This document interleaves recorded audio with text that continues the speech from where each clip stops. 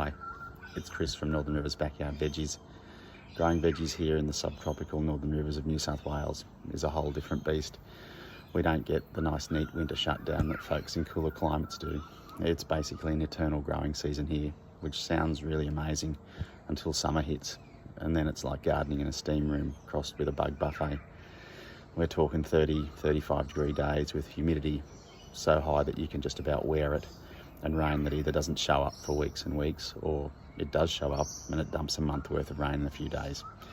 Your tomatoes look perfect when you head off to work in the morning and you think, oh, I'll pick those this arvo. And then by the time you get home in the afternoon, they're split, sunburned or covered in fruit fly stings. Leafy greens, they bolt faster than you can say shade cloth. And don't start me on the pests. Stink bugs, bean flies, caterpillars, aphids, mites, they're invited to the party all year round here. Then there's the soil. Heavy rain leaching nutrients or causing waterlogging and root rot, and throw in fungal diseases, and that's subtropical gardening. But here's the thing, I really enjoy it. The challenges are what make me love subtropical gardening. Every veggie that you get to harvest without a bite or rotting is a win. So stick around. Today I'm enjoying the cooler autumn weather and putting in my winter veggies. Okay, here I am in the patch. You can see I've got a garden bed here that's had some tomatoes that need to come out, and I can make space for those for some more. Before I do any planting, I thought I'd show you around my patch.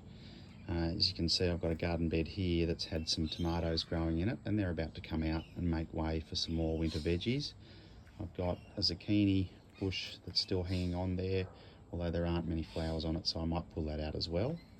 If we go across the other side of the path, a couple of weeks ago, I've put in a couple of cucumbers, 1, 2, and 3 there, and I've got some zucchini down the middle, and I've got some more zucchini to go in the ground today, and some more cucumber too.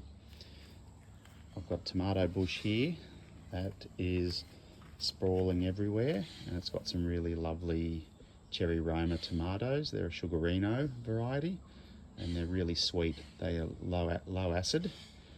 I've got a bit of mite damage on there, which I'm treating with copper oxychloride. At springtime I threw in some flowers for a bit of colour, and they look really nice. I've got a grapevine sprawling down the fence, and I've got some more Sugarino tomatoes, and here's where I'm going to plant some Chinese cabbage. I've put some in the ground a couple of weeks ago.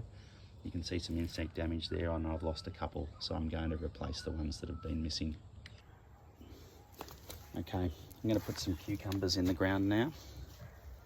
I'll grow them up this fence. This spot here gets some quite nice morning and afternoon sun, and they'll go really well with the 3 cucumbers that I've already planted about 3 weeks ago. So I can stagger out my season. I'm putting in 3 more plants, so I'll have 6 in total.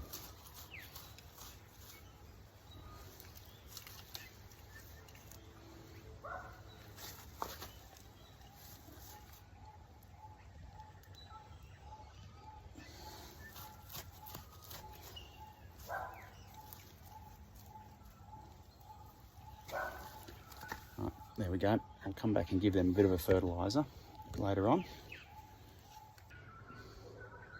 I'm going to put some zucchinis in the ground here, and as you can see from the plant, they've been in the punnet too long and they're a bit root bound, but we'll get them in and we'll see how they go, and they should grow really well here.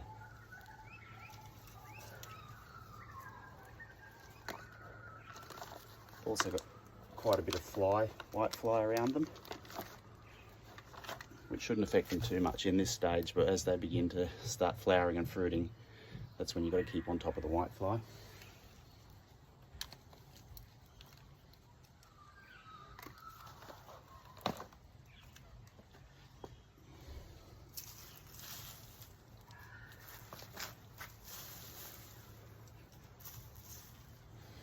Oh, there's a little worm.